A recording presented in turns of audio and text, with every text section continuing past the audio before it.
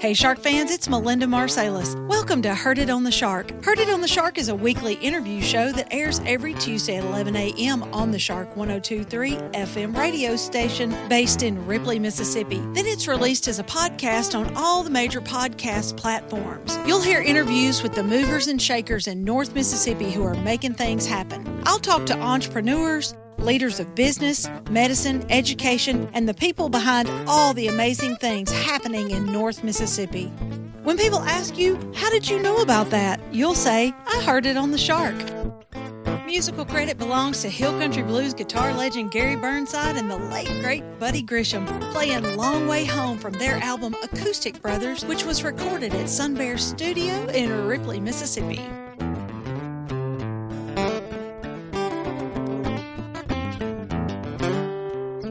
This program was recorded at Sun Bear Studio in Ripley, Mississippi. Hey Shark fans, it's Melinda with another episode of Heard It on the Shark. And today in Sun Bear Studio, I have my good friend Steve Bass. Now, Steve Bass is the announcer for all things sports over at Blue Mountain High School. He is the basketball announcer every year for several years. And we have been involved in several theater activities over the years. So I've known Steve for a long time. And now he is making his directorial debut with Hee Haw coming up in the beginning of May. So he stopped by today, and we are going to talk about Hee Haw. Steve, thanks for stopping by. Oh, you're welcome. Glad to be here. Appreciate you asking me to do this today.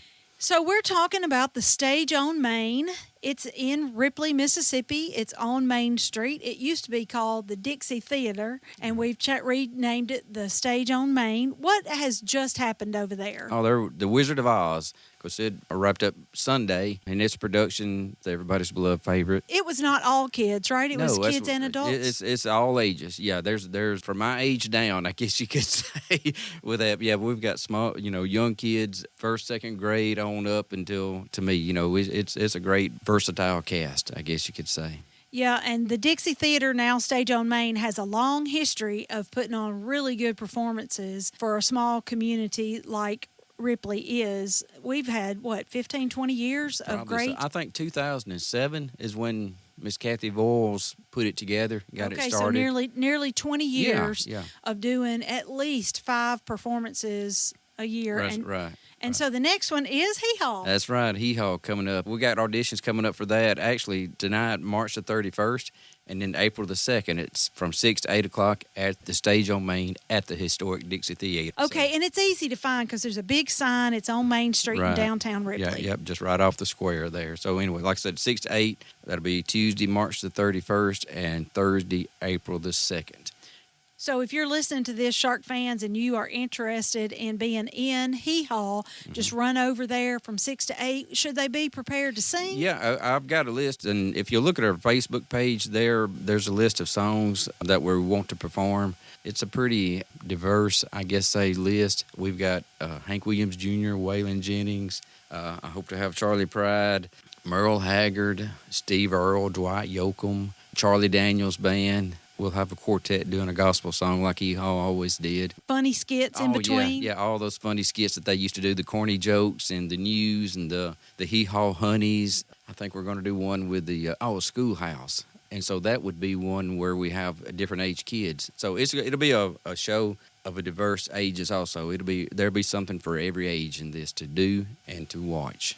Even if you don't sing, can you try out? Oh, yeah. There's like I said, the skits that we do, I can't sing, so I can't be in it as far as the singing part. So we have to do parts that people can tell jokes in so we can involve everybody. And when is this performance? May the 7th through the 10th. So it's not very long. You're not committed for a long period of time. No, it's not. And the jokes are quick and easy. It won't take a lot of practice. We'll probably practice, 3 days a week starting Monday after Easter. Easter, okay. Hey, if you can't make the tryouts, you can always give me a call. Message on Facebook, on Facebook, yeah.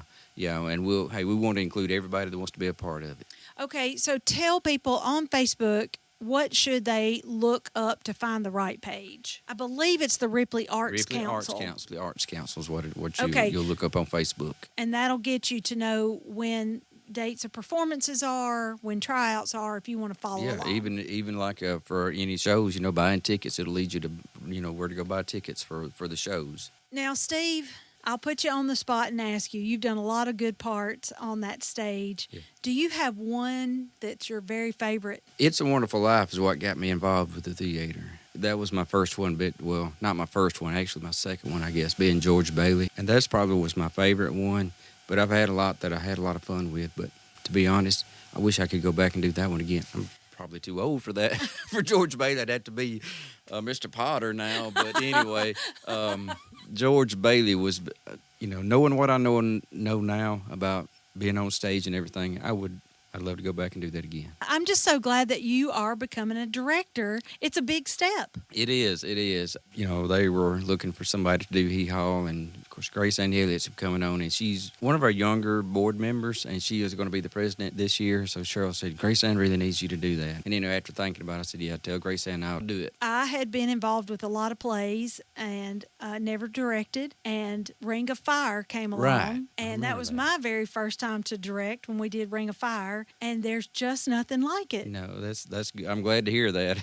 It's fun. It's very scary, but I feel like in life, if you aren't scared of the choices you're making it too easy on That's yourself. right. That's true. I've learned that being married to Cheryl, because she pushes me to do things that I wouldn't do on my own. Okay, Shark fans, I know that you don't necessarily know who Cheryl Bass is, but she is a firecracker of a woman. She is always involved with the theater. Yes. She never backs down from a challenge, and what's so funny about her is whenever you get Cheryl, you get Steve too. Today we were talking about something. I said, well, we're a team. Whatever she does, I do. Whatever I do, she does. So it makes a good team. But she does push me to do things that I wouldn't do on my own. Steve, I'm glad you're doing this. Thank I you. look forward to it. Auditions are tonight. 6 to 8 at the theater, Stage on Main. And- Thursday night, 6 to 8 at the Stage on Main. And the production dates one more time. May the 7th through the 10th.